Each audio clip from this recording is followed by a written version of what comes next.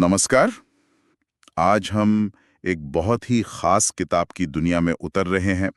अरुंधति रॉय का मशहूर उपन्यास The God of Small Things. जी हाँ, 1997 में आई थी और आते ही इसे बुकर प्राइज मिला। काफी चर्चा हुई थी इसकी। बिल्कुल।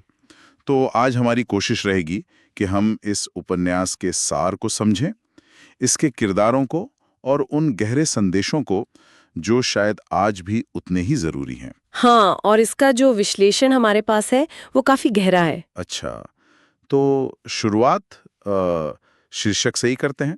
The God of Small things, छोटी चीजों का देवता। ये अपने आप में कितना कुछ कहता है ना। हाँ बिल्कुल, ये इशारा करता है कि कैसे हमारी जिंदगी में जो छोटी छोटी बातें होती हैं जिन्हें हम शायद नजरअंदाज कर देते हैं, कोई फुसफुसाहट, कोई छुपी हुई भावना, हाँ, वो कभी कभी बहुत बड़े और दुखद नतीजे ला सकती हैं। सही कहा। तो चलिए जरा इसकी परतों को खोलते हैं। कहानी हमें कहाँ ले जाती है? कहानी केरल के अयमनम गांव में है। वहाँ एक सीरियाई ईसाई परिवार है और कहानी कई पीढ़ियों तक फैली है। लेकिन फोकस जो है वो जुड़वा भाई बहन पर है, एस्था और राहिल। एस्था और राहेल। और आपने कहा कई पीढ़ियां, तो कहानी क्या सीधी चलती है? नहीं, यही तो इसकी खासियत है। कहानी सीधी रेखा में बिल्कुल नहीं चलती। ये दो समय के बीच कूदती रहती है। अच्छा। हाँ, एक तो 1993 जब एस्था और राहिल बड़े हो चुके हैं और दूसरा 1969 जब वो बच्चे थे। तो ये आगे पीछे होती रहती है। जैसे यादें काम करती हैं, है ना? कभी कुछ याद आ गया, कभी कुछ और। बिल्कुल, जैसे यादें अचानक कौंध जाती हैं, खासकर वो जो दर्दनाक हों। और यहाँ तो बहुत कुछ दर्दनाक है। हाँ, वो तो है। तो उस बचपन में 1969 में ऐसी कौन सी बड़ी घटना होती है जो सब कुछ बदल देती है? सबसे बड़ी घटना तो है सोफी मोल का आना और फिर उसकी मौत। सोफी मोल इंग्लैंड से आती है।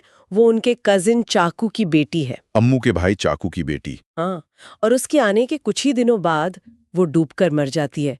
ये घटना जैसे एक सेंटर पॉइंट बन जाती है जिसके इर्द गिर्द सारे रहस्य और तनाव खुलते हैं। और इसी से जुड़ा एक और पहलू है जो शायद उस समाज के लिए बहुत विस्फोटक था, अम्मू और वेलुथा का रिश्ता। हाँ, ये बहुत ही अहम और संवेदनशील हिस्सा है उपन्यास का। अम्मू जो जुड़वा बच्चों की माँ है और विलुथा जो एक दलित बढ़ई है। विलुथा बहुत गुणी है, दयालु है, पर वो अछूत माना जाता है उस जमाने में, और शायद आज भी कई जगहों पर, ऐसा रिश्ता तो सोचा भी नहीं जा सकता था। बिल्कुल, उपन्यास इसी को लव लॉज कहता है। वो समाज के बनाए नियम कि कौन किससे प्यार कर सकता है और कितना।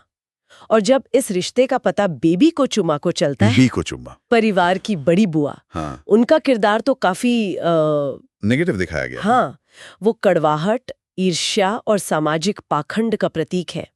उन्हें जब अम्मू और विलुथा के बारे में पता चलता है तो वो बदला लेने की ठान लेती हैं।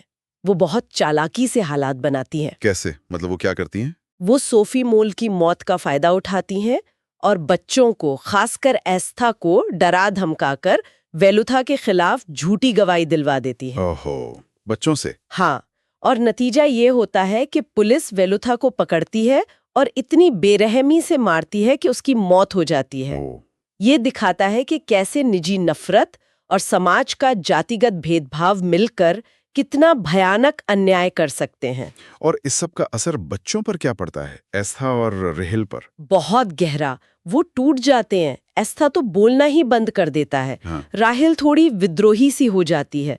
वो बचपन का सदमा उनकी पूरी जिंदगी पर हावी रहता है। किरदारों की बात करें तो अम्मू का किरदार भी बहुत मजबूत लगता है।